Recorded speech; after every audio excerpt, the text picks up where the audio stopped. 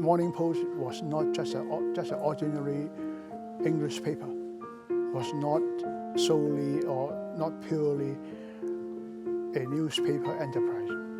We're here in the new offices of the South China Morning Post, founded in 1903 by two people, Tse Tsan-tai and veteran journalist Alfred Cunningham. As we approach a 115th year anniversary, we're lucky to sit with Andy Tse, the grandson of Tse Tsan-tai himself. Andy, can you tell me about what you know about how the South China Morning Post was started?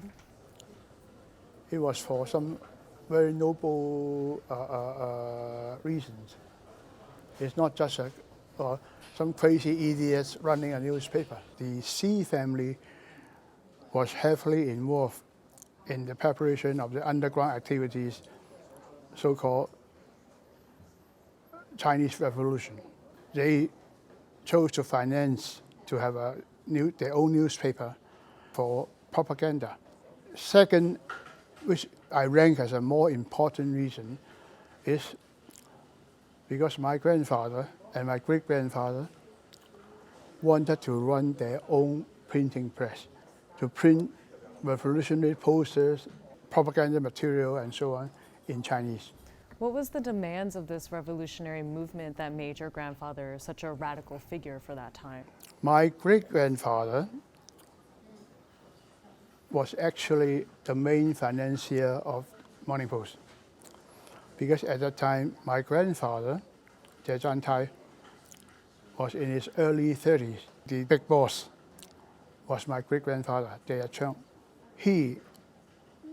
A lot of people do not know, was the actual head of the Hong Mun, later on being called the Triad.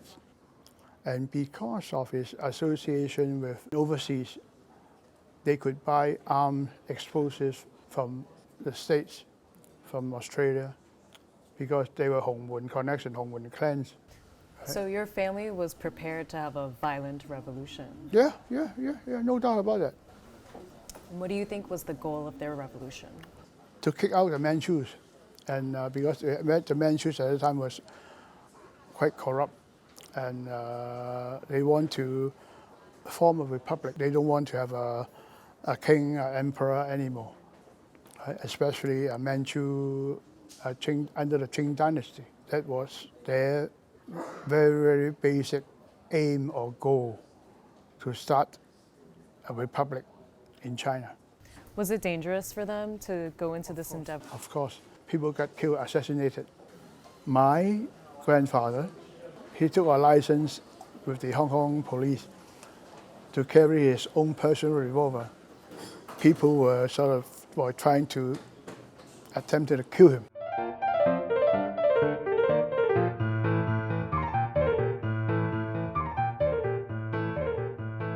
The starting of Morning Post was also an important part of the early history of early Hong Kong. Without a doubt, the origin or the roots of the revolution started in Hong Kong, not in China.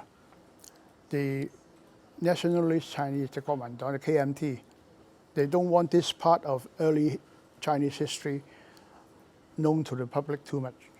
Why would the KMT not want that known to because the public? Because they want to glorify Dr. Xin, right?